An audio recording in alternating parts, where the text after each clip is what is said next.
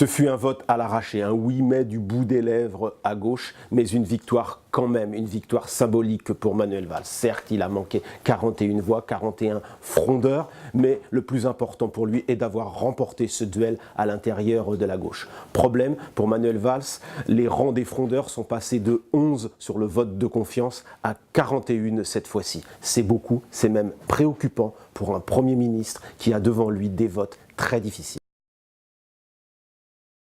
François Hollande avait demandé à son nouveau Premier ministre de prendre des risques. Sur ce plan-là, la feuille de route est largement remplie pour Manuel Valls. Dans l'hémicycle, Manuel Valls a assumé, prononçant ce verbe, à 8 reprises pour défendre un pacte de stabilité, un plan d'économie devant lequel les socialistes, une partie des socialistes, était plus que réticente.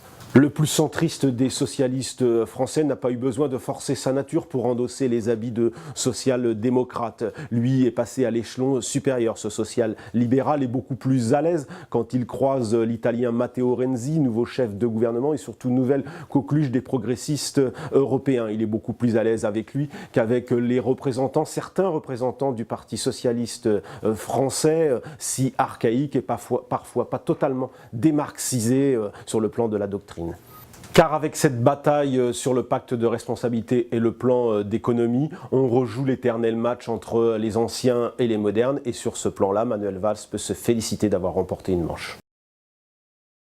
Il faut savoir terminer une fronde, avait lancé juste avant le vote Jean-Christophe Cambadélis, nouveau patron du PS et allié objectif de Manuel Valls dans cette bataille. Il n'a pas complètement convaincu ses camarades puisque 41 députés socialistes ont passé outre les consignes de l'exécutif et du parti.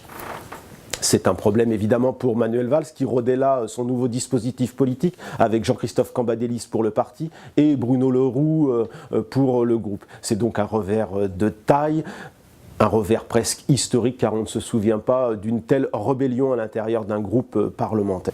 Le chemin de croix de Manuel Valls ne fait que commencer, cette majorité toute relative avec une gauche de la gauche qui grossit à vue d'œil n'a pas fini de mener la vie dure à un Premier ministre qui n'a pour l'instant comme seul allié que l'opinion, qui approuve ses premiers pas, mais jusqu'à quand? Manuel Valls est donc condamné à prendre tous les risques, à continuer à prendre des risques et à méditer peut-être cette phrase de René Char, impose ta chance, serre ton bonheur, va vers ton risque, à te regarder, ils s'habitueront.